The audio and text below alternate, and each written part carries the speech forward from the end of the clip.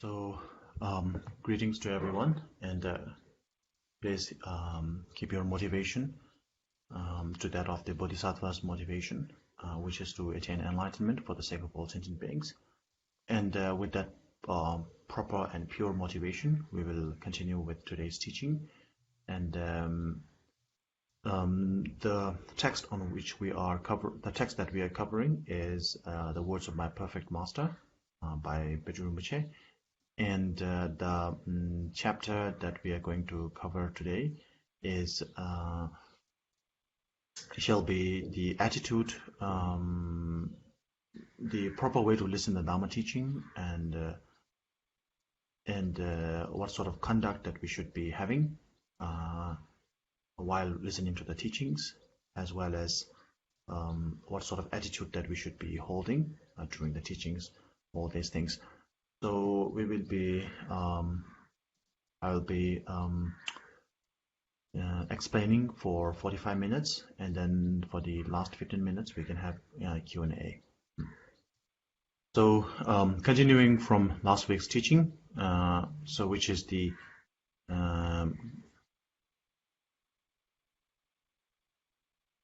proper way to listen to the Dharma teaching, there is two aspects, the right attitude and the right conduct.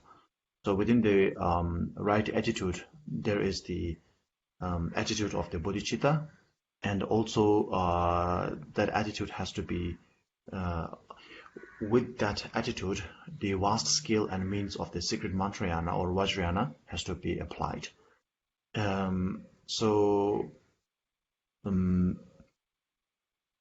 We will be talking about the vast skills of the Vajrayana, or the Mantrayana as it is called.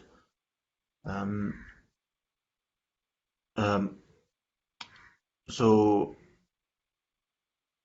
the motivation that we are having today, the motivation that we are talking about today is the motivation of the bodhicitta, bodhisattva motivation, which is none other than bodhicitta. And bodhisattvas, the methods and the skills of the bodhisattvas itself is vast. And for the most advanced practitioners, for those who are potent, for those who have the potential to fully to follow and to accomplish, to understand and to accomplish the instructions from the Vajrayana teachings. Then there is the Vajrayana teaching, which is which has more, let's say, skills and methods to subdue your mind, to pacify your negative emotions, and so on and so forth. Much more vast, much more skillful, and much more swifter. So therefore, this will be introduced in summary. So that is the first topic. So within the category, within chapter 1, there is the attitude, which is the attitude of the bodhicitta, and then the essential, the skill and means, or the attitude of the secret mantrayana. So within the attitude, there is the attitude of the, let's say, sutrayana attitude, which is the bodhicitta attitude, and based upon the very much based upon the bodhicitta attitude, one can also grow, one can also generate the attitude of the mantrayana or the Vajrayana practice as well. And so to understand that a little bit, we will explore that further. So just to basically explain briefly, there's the Mantrayana, there's the Tantrayana, and there's the Vajrayana. So they are all different in names, but kind of same. Usually Vajrayana is what we refer to Buddhist Tantra. So when we talk about Tantrayana, it's not just, when we say Tantra, it's not only in Buddhism, but in Hinduism, they also have tantric practices. But Tantra and Mantra refer to the same thing, even though that words may differ. And Vajrayana, as I said before, refers to Buddhist Tantra practices. So this distinguishes it from when we say Vajrayana, this distinguishes it from the tantric practices done by Hindu practitioners. But Tantra and Mantra refer to the same thing, even though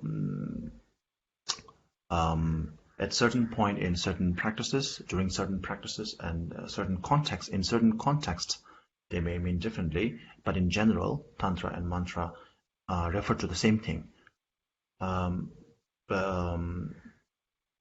The word Tantra and Mantra, it's made up of two words, which is one is Tan and the other is Tra. Or in Mantra, the word is made up of two letters, Man and Tra. So Tra, if you remember, the goddess of blessing, the goddess of benediction, which is Tara. So similar, the Tra from the mantra comes from the same, it's the same root as that of the Tara. So sometimes when we refer to goddess Tara, we say Tara. But when we talk about the mantra and Tantra and Vajrayana, we usually say Tantra. So Tra or Tara, it both means the same thing. It can mean savior, as in a noun, a savior, a protector, or it can mean protection, Tra. And the word Man, I think it is the root word for the English word mind, which is the consciousness, the mind, what is going on inside us, and the protection of the mind. And in the Tan, in Sanskrit, refers to the body, the physicality. So the psychology and the physicality, the psyche and the psyche, which is the internal thing, and then the physicality, the physical body, the external thing, the subtle and the coarse. So Tantra or Mantra means the protection of the mind. Mantra means protection of the mind. Tantra means protection of the body. So what it basically means is protection, not just from sudden changes in the external world or things like that, but from the very inherent change or inherent obstacles that we have within us, which is the negative mindset, negative emotions, and afflictive emotions, and all the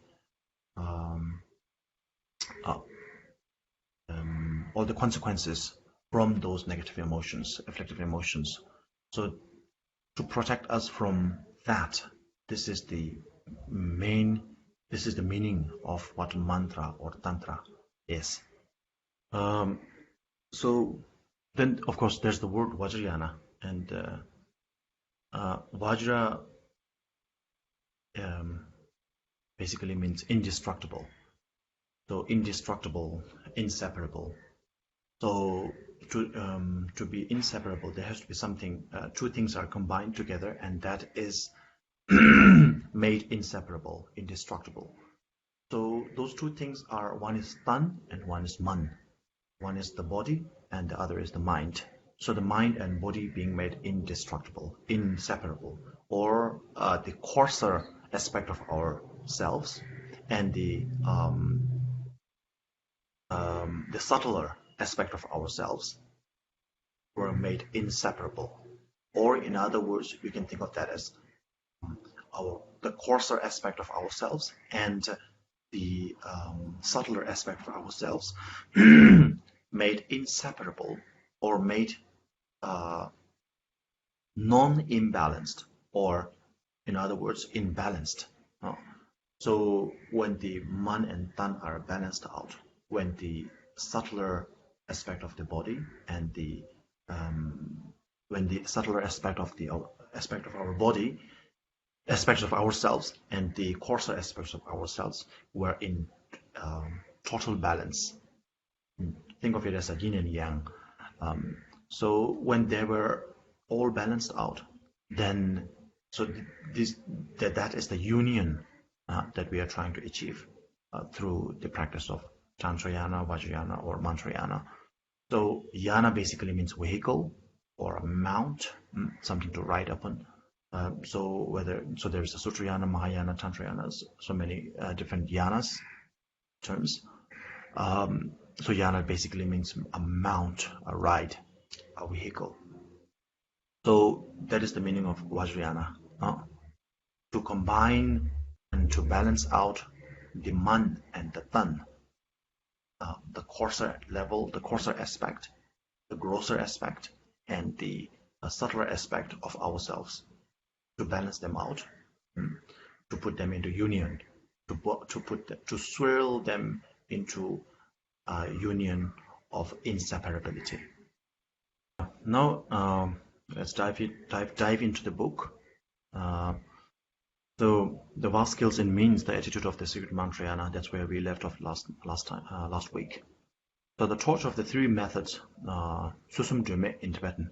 The torch of the three methods says of the secret Mantrayana. So the torch of the three methods.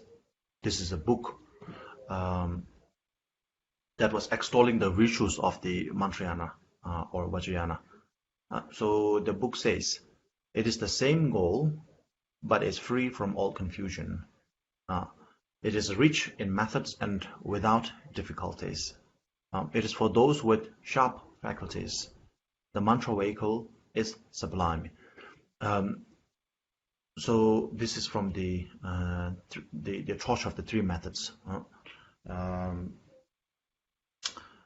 So it has the same goal, means it has the same goal as that of the Sutrayana, whether Vajrayana or Sutrayana.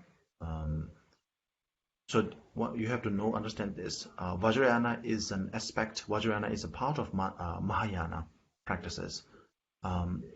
So basically the Mahayana practice is to achieve enlightenment for the sake of other beings. And within that particular attitude, within that particular yana or vehicle, Mahayana, there is the Sutrayana, or sometimes also known as the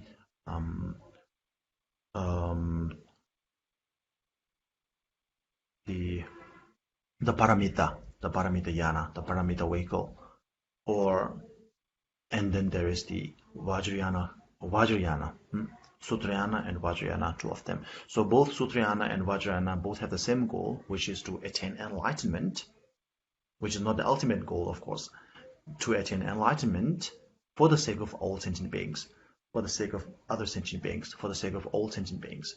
So that is the goal for both Sutrayana as well as Vajrayana. But it is free from all confusions. So this has to be, even though the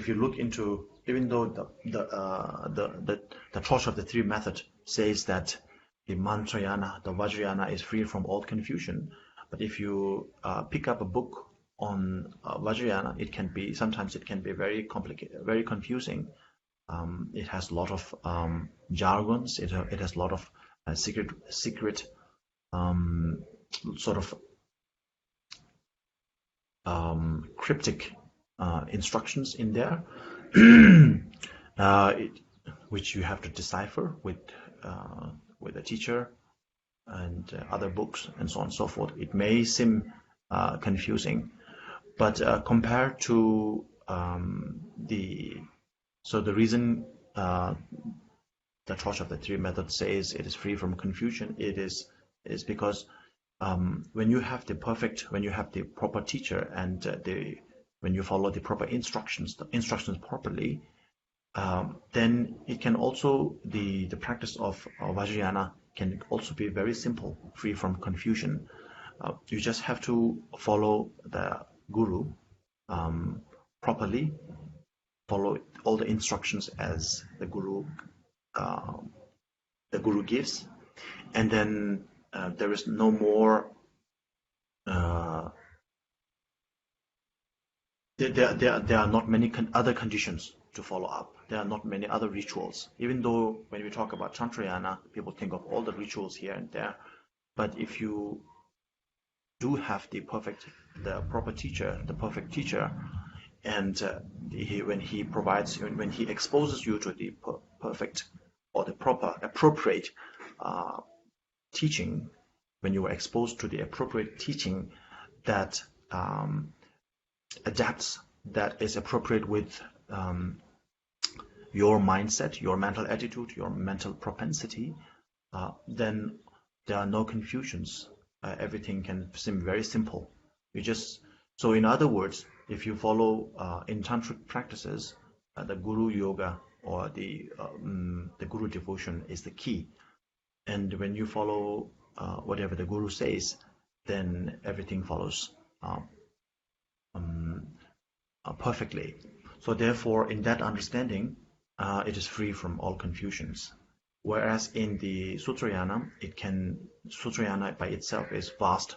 Most of the time when Buddha taught in his lifetime, he taught Sutrayana. Whenever he gave teaching to the public, it is always part of the Sutrayana teachings, not the Vajrayana. So the Vajrayana teachings were given to the most advanced students, and because of that, there has been many debate as to the Vajrayana not being an authentic Buddhist teaching, that it is corrupted by different practitioners of the Buddhist sect with Hindu rituals and so on and so forth. But the thing is, Vajrayana is authentic Buddhist teaching. Buddha himself taught Vajrayana teachings, but only to a select few, to the most advanced practitioners. And so therefore it is not made public, and therefore there is the debate. So similarly, it is rich in methods and without difficulties. Of course, it's rich in methods because there are many different. It deals. Okay, let me deal with that in the second explanation. It is rich in methods and without difficulties. The second line goes like this. So a rich in method, even though Mahayana practice in general, such as the Bodhisattva vehicle, is vast in skills, skills to tame your own mind, and as well as to skills in helping others, extending and help to others as well. But in the Mantrayana, in the Tantrayana, the skill is much more vast, and the skill can be it can be unlimited. It can be infinite. And one important aspect is that to become a Buddha is not just perfection of wisdom or perfection of knowledge, perfection of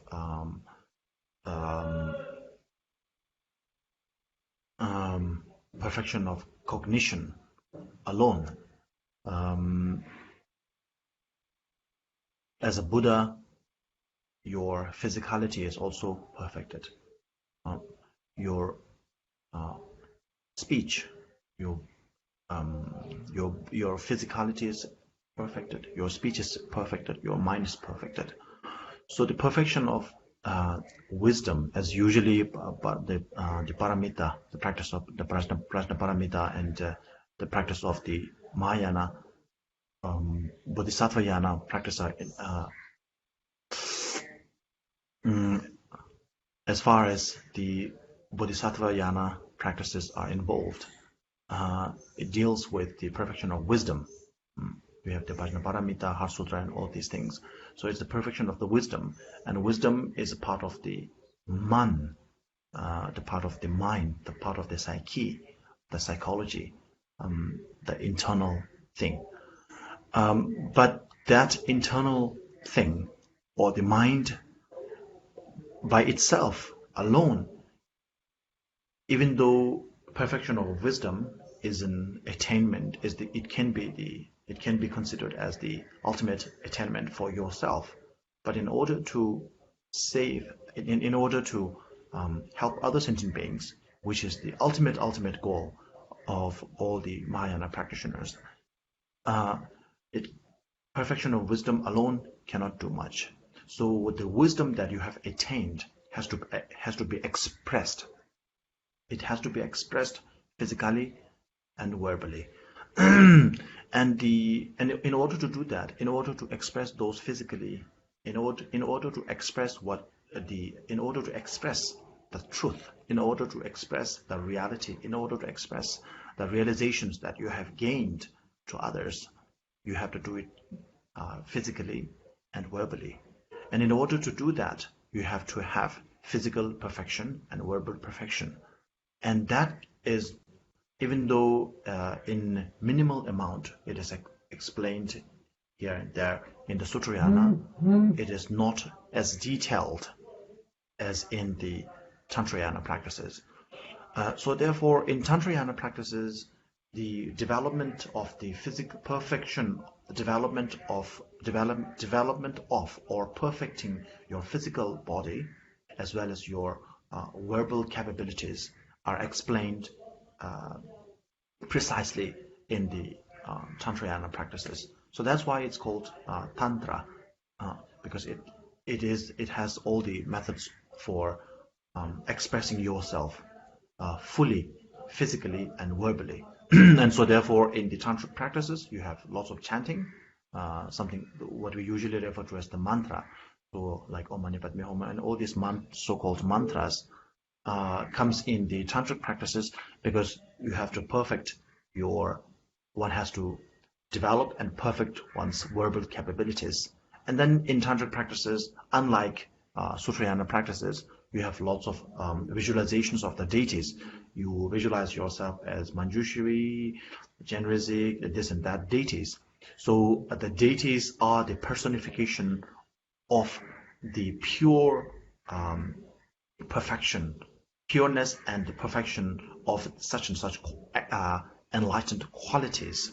And so therefore, for example, Genrizik, Avalokiteshvara, is the personification of compassion.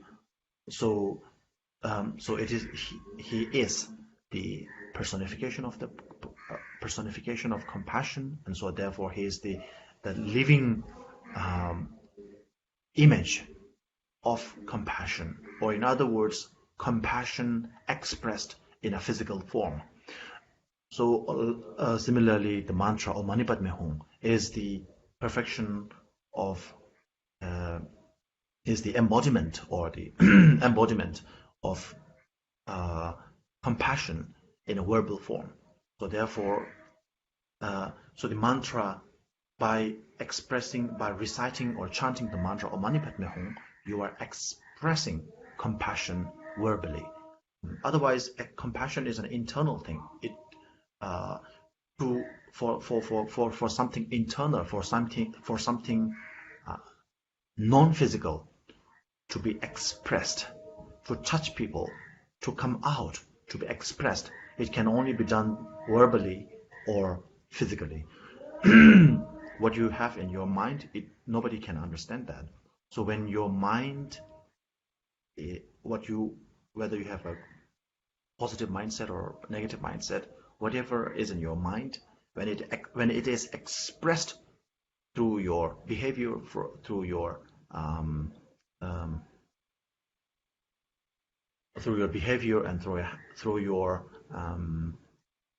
body language, so to speak, when it's expressed, then people understand, oh, that person is being nice to me, that person is not being nice to me, that person is angry with me. So only when it is expressed through our facial expressions, which is physical, or through the words that we utter, which is a verbal expression. If I say something bad to you, it means I'm angry with you. If I say something good to you, it means I like you. So therefore, we can understand the truth that the Buddha has realized. The realization that the Buddha he himself has gained can only be expressed through physical or verbal, not through mental. So one cannot sort of transfer what is going on in Buddha's mind to another person. So therefore, in tantric practices, in Tantrayana, the training of both mental assimilation of a physical being, which is the deity yoga, visualization of yourself as a deity, and so on and so forth, and the mantra, and so these things come into picture. So therefore, it is not for us; it is for those with sharp faculties. So you have to be quite advanced in many things, quite advanced in your intelligence, as well as in your what we call the base as practice, which is you need to have proper bodhicitta, understanding of impermanence, and all these things has to be in place. Otherwise, these tantra practices, which are very powerful practices, can do more harm to you than help. So therefore, the mantra vehicle is sublime. So many people ask, we just do that, the deity yoga practice, right? But then people think, what's the point of that? What's the benefit of thinking of myself as Chenrezig, thinking of myself as Tara and this and that kind of thing? So that's the main reason. The psychological assimilation of the physical reality. Like when people train for as a pilot to fly a plane, so you don't just don't go into a plane and fly it right away, because that's too dangerous. So you start with a flight simulator, and then you train in there, which is not a real flight, it's not a real plane, nothing. It doesn't even fly, but it has it simulates the same environment as that as in a cockpit, and gives you an augmented reality an experience of what it is to fly a plane. And similarly, when medical students are being trained on surgery, like when medical students are training on how to do a surgery, they don't do operation on living beings. They start by doing surgery on dead bodies, which is not a breathing and living body. But then once they gain the confidence, once they were trained well enough, and once they gain the confidence, then they advance up to doing surgery, operating on living beings. So similarly, this is what is going on with the deity yoga, and as well as the chanting of the mantra. So this is what one needs to be aware of when one is doing the practice of deity yoga and so on and so forth. And of course, there are many other preconditions, but this is the main thing. So when you don't understand any of these things, then it seems so stupid to imagine oneself as to imagine oneself, to visualize oneself as Chenrezig or other things. That is like a daydreaming. When we were kids, we dream of ourselves as we imagine ourselves as like superhero, Superman, Batman, that kind of thing, and then or as so this kind of it seems like a daydreaming. There's no relation. So this is the basic the background reality So there is that reality in the background which we have to be aware of. And okay, so when you have that, then the mantrayana can be, so I'm reading from the book, mantrayana can be entered by many routes. It contains many methods of accumulating merit and wisdom, and profound skillful means to make the potential within us manifest, without our having to undergo great hardships. The basis for these methods is the way we direct our aspirations. So everything is so he's quoting from, I think, one of the sutras. Everything is circumstantial and depends entirely on one's aspiration.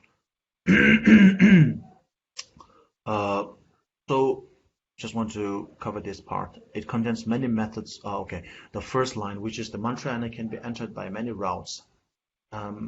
So in contradiction to the Sutrayana, and many aspects of Sutrayana, such as Theravada system and other aspects of Mahayana systems.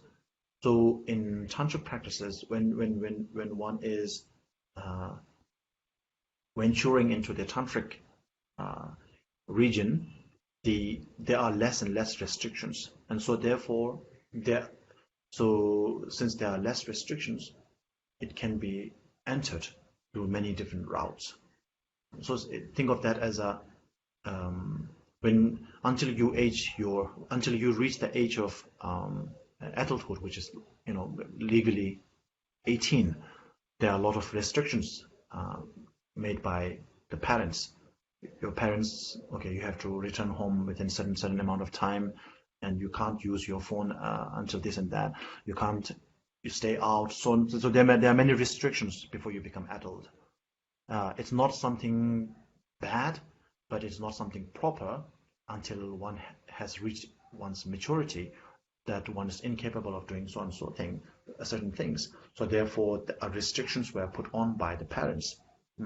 So similarly, there are many restrictions in other forms of Buddhist practices, which were lifted in the tantric practices. So therefore, it can be entered, it can be practiced by different people of different through different routes and through different creed. Okay, so I will conclude here. So please, you have questions? Yes, Rinpoche. I will read the first question. Prostrate to Rinpoche. What are the requirements to engage in Tantra vehicle? In other words, when is someone ready to receive Tantra practice? Thank you, Rinpoche. Very good question. So as I said before, so there are some basic requirements, which is one has understanding of law of causality, cause and effect, or karma, as we call it. Then another thing is understanding of impermanence, faith in the Buddha Dharma, Sangha, the triple gem, and also understanding of the impermanence, right? Impermanence, faith in triple gem, faith and understanding, and faith in the law of causality or karma. These are basic requirements. And once you have that, and the urge to practice Tantrayana should come from the urge to achieve enlightenment for the sake of all sentient beings, which is basically a bodhisattva practice. So therefore, the bodhisattva understanding of the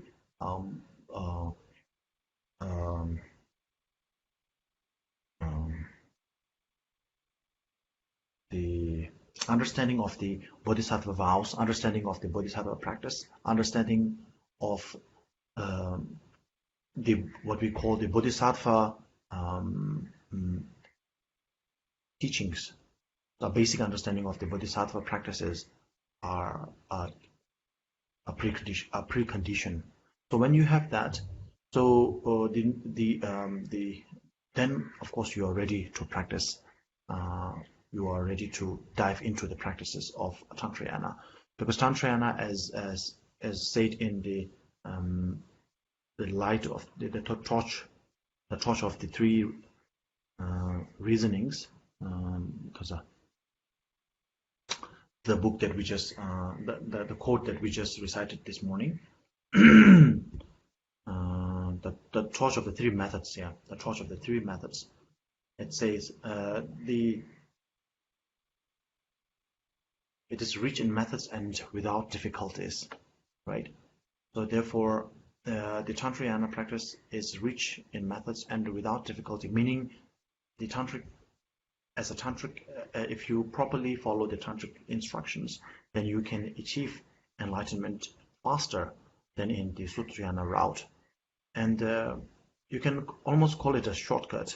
And like any shortcut there is, it is also dangerous. So therefore, it has to be done properly. And as I said before, if you dive into tantric practice without the preconditions, without the proper preparation of the basics that I just mentioned, understanding of law of causality, not just understanding, but having true faith in that. So true faith comes when we all say that cause and conditions are there, right? But when you have true faith in the cause and conditions, or in other words, when you have true faith in the law of causality, the karma, then you will do things accordingly. You will be very careful not to make a mistake, so that you end up where you are. You end up you run for a long time and you still end up in the same place that you start running. So you don't want to do that. And then so understanding and faith in impermanence, proper faith in the Triple Gem, and proper faith in Triple Gem. When I say that, it's not just about there's a Buddha, I bow to him. It's not simple as that. But there's something called the three sort of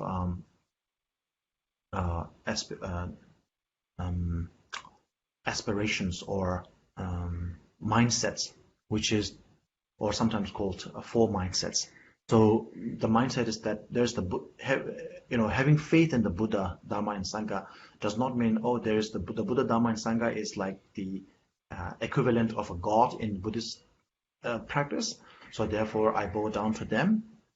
In Hinduism, in Christianity, there is a god. In Hinduism, there are many gods. So they bow down to them. So I also bow down to them. That's my faith in the Triple Gem. No, that's not the case. Having faith in the Triple Gem is in such that you have faith in the Buddha as the doctor, the healer. Having faith in the Dharma as the medicine. And having faith in the Sangha as the nurses, the helpers. And so these are the three sort of mindsets. And one additional mindset is that you are sick. You have to be healed. You have to be healed. I am sick and I have to be healed. Buddha is my healer. The Dharma is the medicine that will heal me up. And the Sangha is the community which will help in bringing me to an healed state. So we are talking about this kind of faith when we say faith in the Buddha, Dharma, and Sangha Triple Gem. So it's not like Buddha, Dharma, Sangha are sitting on the top of the altar and then we just bow down and then we forget about it. That's not the case. So one very important key factor is that I am sick. This you have to realize very early on. And most of the time we are so egotistically arrogant that we think I am perfect. Everyone else is at fault. He did wrong, she did wrong, they did wrong, this and that. If they had done this and this is right, I have so many things in plan. But because they did this, I couldn't do this. Because they did that. So you're always pointing the finger at them. So what we have to realize is that you are sick. This is very important. So when you have faith, when you recognize yourself as a sick person or a person that needs to be healed, then you will understand. For example, if you are diagnosed with chronic disease, then of course you will run here and there with true faith in all the medical institutions, all the to the doctor, to the nurses, and everyone. You listen to every instruction that the doctor gives you, because you are diagnosed with a chronic disease, and then you have like maybe 1 month, 3 days, 4 weeks to live. Then you will listen to every word. Similarly, you have to have such faith in the Buddha and the Dharma. So this basic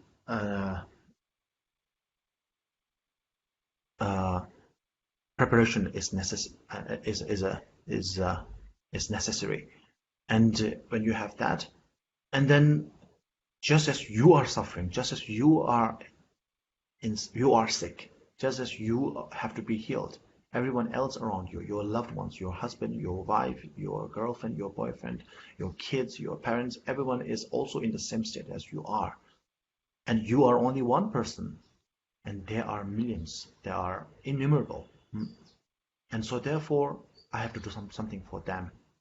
And then I can't wait that long to become enlightened, to become a savior and save them all, which in the general Mahayana, what we call the ordinary Mahayana practice, or the common Mahayana practice, will take 3 eons. Actually, it's called we call it 3 innumerable eons.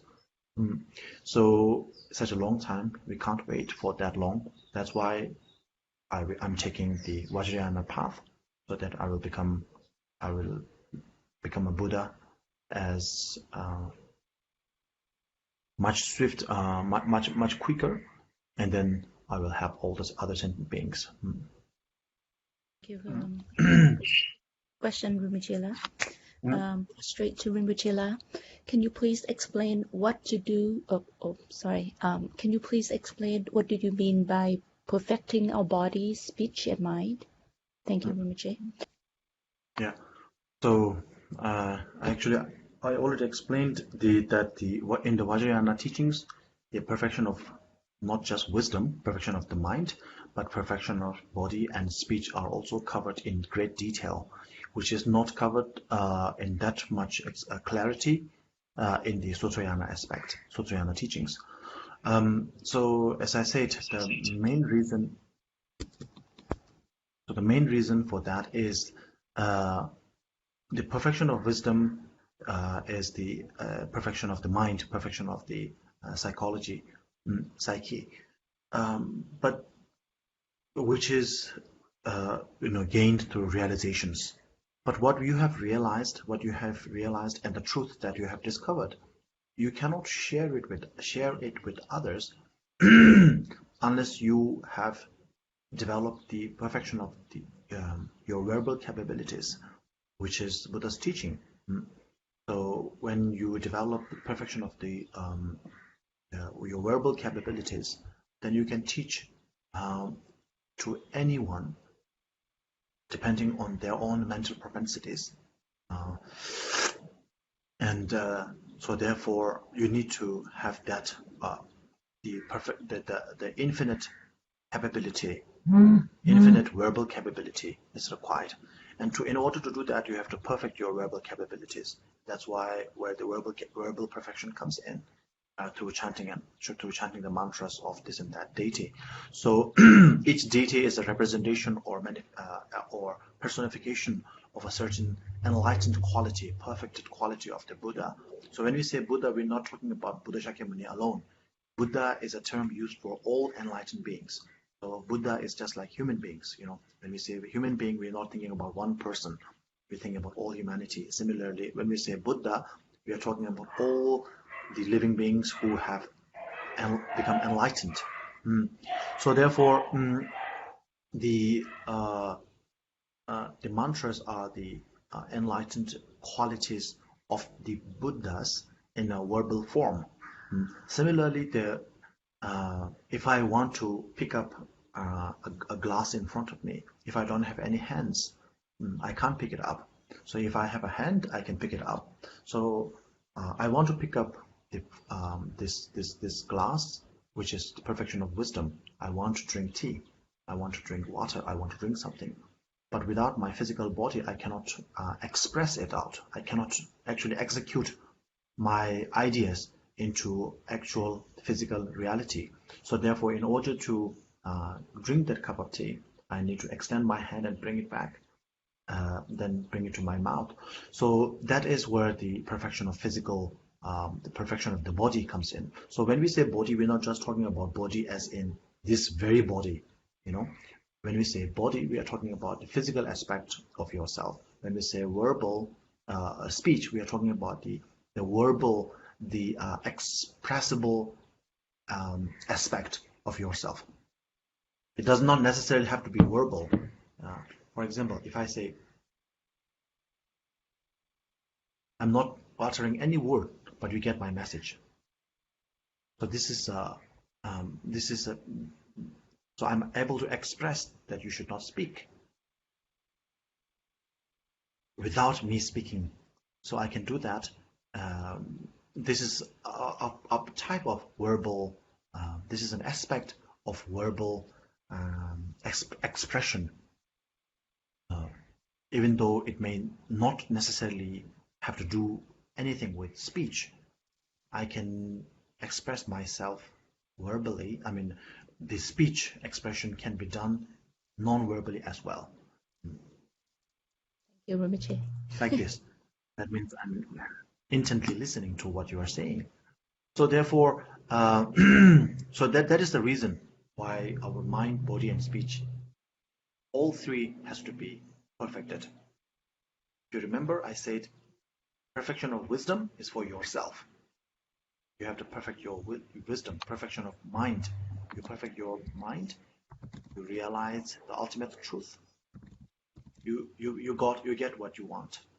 But that alone is not helpful to extend help to other sentient beings. So for that, you need the two hands, or the two extensions, the body extension and the speech extensions.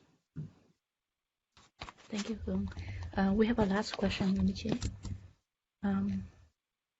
Prostrate to Rinpoche La, will you please give us some advices on following with your teachings on the daily basis?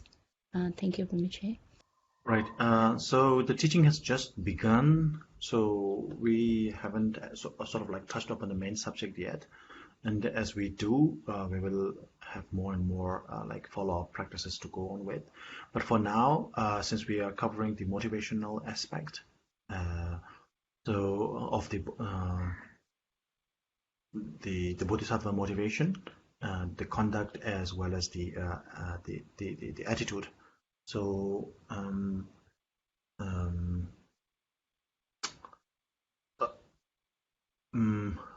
study and try to generate a genuine bodhisattva vow or a genuine bodhicitta within yourself as strongly as one can, as strongly as you can.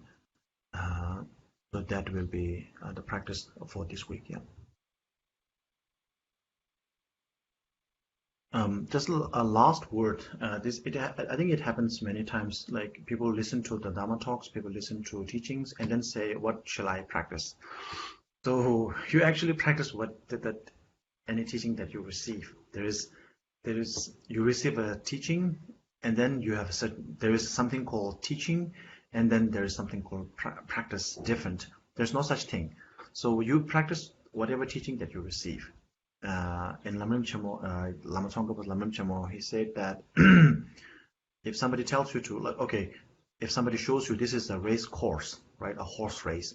So this is the race course. You were told where the race course is and everything, how to run, and all the rules were laid out and everything. And the next day, if you start running outside of the race course, then you will be disqualified. So when you are aligned, when you are introduced to the race course and the rules and regulations and everything, you have to be aware of that. And then on the day of the race, on the racing day, you have to run on the race course itself. There is no, the rules and regulations and introductions were made on the race course, and on the race day you run off the race course. That is not going to work. So practice is something, whatever teaching you receive, you just practice that. There is no separate practice from the teaching itself. It's okay. Now, thank you, all of you, for your concern in the Dharma and your interest in the teaching, and for your patience in listening to my ramblings. And now let's dedicate our merit that we have accumulated today.